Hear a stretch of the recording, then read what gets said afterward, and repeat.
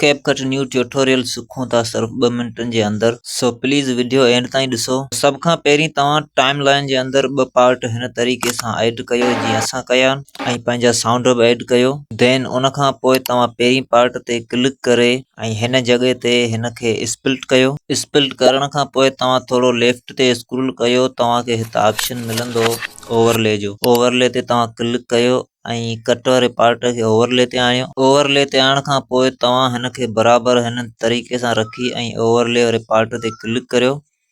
Click करण खां पोइ तव्हां थोरो स्क्रोल करियो लेफ्ट साइड ते। स्क्रोल करण खां पोइ तव्हांखे हिते ऑप्शन मिली वेंदो रिमूव बीजी। रिमूव बीजी ते तव्हां क्लिक कयो ऐं क्लिक करण खां पोइ उन जे अंदरि तव्हांखे 3 ऑप्शन मिलंदा। तव्हां कस्टम कटआउट ते क्लिक कयो।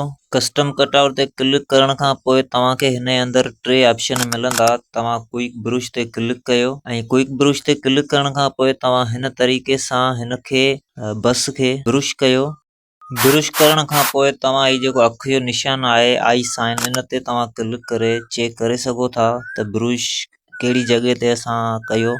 सो ही ॾिसो असां हिते चेक कयो आहे, हिते असांजो सिर्फ़ु जंहिं जॻह ते असां ब्रुश कयो उहा जॻह बची आहे, यानी बस वारी जॻह, बाक़ी ॿी कटआउट थी वई आहे। क्लिक करे वापसि ईंदासीं ॿाहिरि ऐं ॿाहिरि अचण खां पोइ हिन ट्रांज़िशन जी जॻह ते क्लिक कंदासीं ऐं पंहिंजी का बि ट्रांज़िशन ऐड कंदासीं जेका बि तव्हांखे पसंदि हुजे, तव्हांजी फेवरेट हुजे। सो असां हिते ट्रांज़िशन ऐड कया ऐं तव्हां स्पीड खे बि एडजस्ट करे सघो था। ट्यूटोरियल पसंदि हुजे त सब्सक्राइब ऐं लाइक कयो। हिन कैपकट ट्यूटोरियल जी तव्हां प्रैक्टिस अॼु खां ई कयो। मिलूं था नेक्स्ट ट्यूटोरियल में। अल्लाह हाफ़िज़।